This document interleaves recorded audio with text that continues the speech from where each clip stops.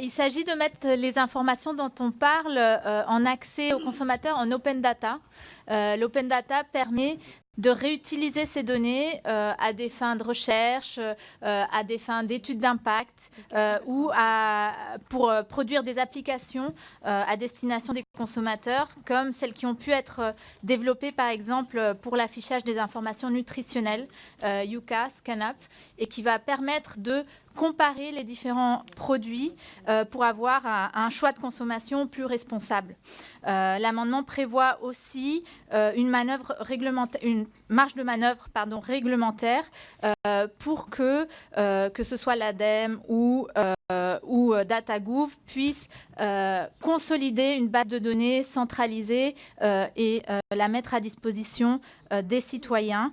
Il s'agit bien ici de données d'intérêt général, comme elles ont été définies par la loi République numérique, qui ont donc un impact environnemental, social ou économique important, et qui donc, même si elles sont produites par le secteur privé, doivent être ouvertes et mises à disposition de la société civile.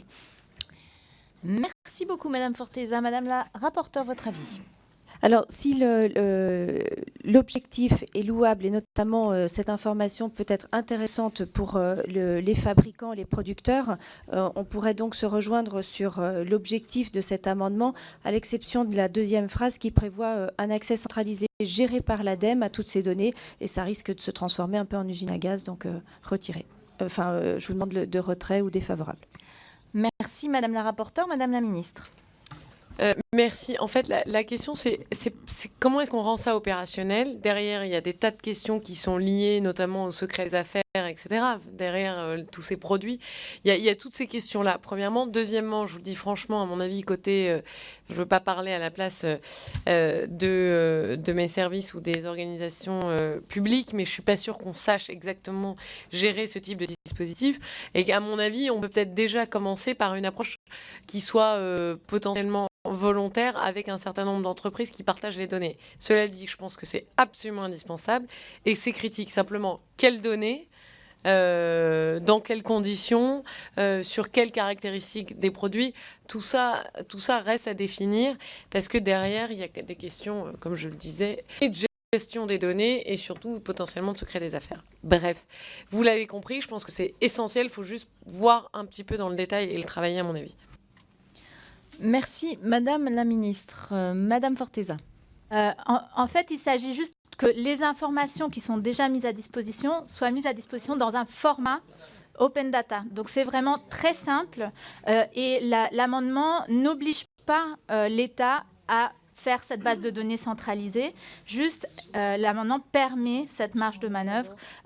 Et donc, c'est des formulations qui ont déjà été utilisées à maintes reprises dans le droit et qui sont assez souples, assez larges. Et il n'y a pas de coût associé pour l'État sur cet amendement.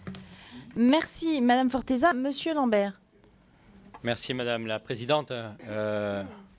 Depuis que nous avons débuté les débats sur ce projet de loi économie circulaire anti-gaspillage, la question elle est clairement posée de la mise à disposition de data pour des traitements de données afin de faire des choix, notamment dans des trajectoires.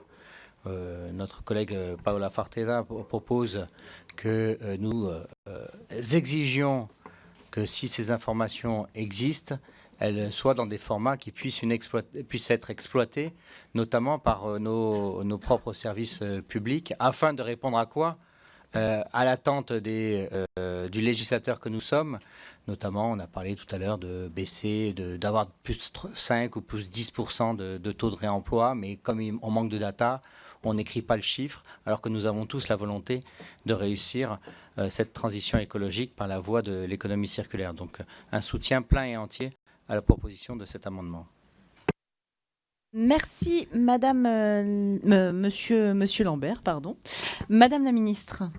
Merci, Madame la députée Forteza, vous avez précisé. Et effectivement, j'ai relu en détail votre amendement et je suis aussi tout à fait favorable. Merci, Madame la ministre, de cette précision. Je mets donc aux voix cet amendement qui est pour, qui est contre, qui s'abstient. Il est adopté. Nous passons au 1583, qui n'est pas